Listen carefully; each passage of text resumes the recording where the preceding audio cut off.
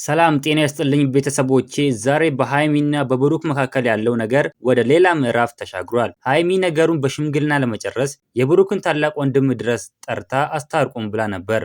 ነገር ግን ነገሩ ካሰብነው ውጪ ሆኗል። ብሩክ ወንድሙ ፊት ያሳየው ጠንካራ አቋምና የወንድሙ መቆጣት ለብዙዎች አስገራሚ ሆኗል። ብሩክ ለምን መታረቅ አልፈለገም ብሎ በወንድሙ ላይ በጣም ተናደደ። እንደምናውቁ ሃይሚና ብሩክ ተጣልተው ከቆዩ ሰንበትበት ብለዋል። ሃይሚ ልዩነታቸውን በሰላም ለመፍታት ያደረገችው ጥረት የሚደነቅ ቢሆንም የሄደችበት መንገድ ግን ብሩክን ያስቆጣ ይመስላል። የብሩክን ታላቅ ወንድም ጣልቃ ማስገባቷ ነገሩ ወደ ቤተሰብ ወሰደችው የሚል ስሜት በብሩክ ላይ የፈጠረ ይመስላል።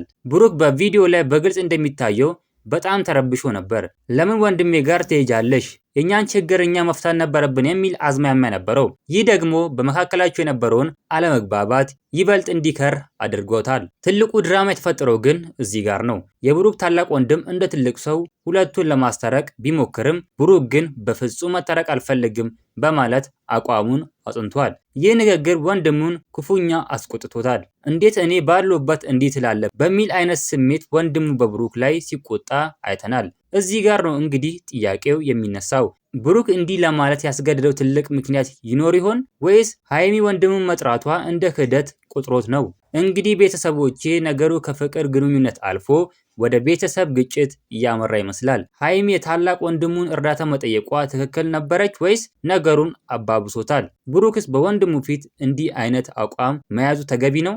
እናንተ ምን ትላላችሁ? ብሩክ መታረቅ የፈለገው በእውነት ተጎድቶ ነው ወይስ በቃኝ ስላለ? አስተያየታችሁን ኮሜንት ላይ አስቀምጡልኝ። ለዚህ ቤተሰብ አዲስ ከሆናችሁና ቪዲዮ ለመጀመሪያ ጊዜ የምታዩ ሰዎች ቻናሉን ሰብስክራይብ አድርጉ፣ ቪዲዮንም ላይክ አድርጉት። በሌላ ቪዲዮ እስከምንገናኝ በያላችሁበት የዓለም ዳርቻ ሰላማችሁ ብዝት ይበልልኝ። ደህና ሁኑልኝ።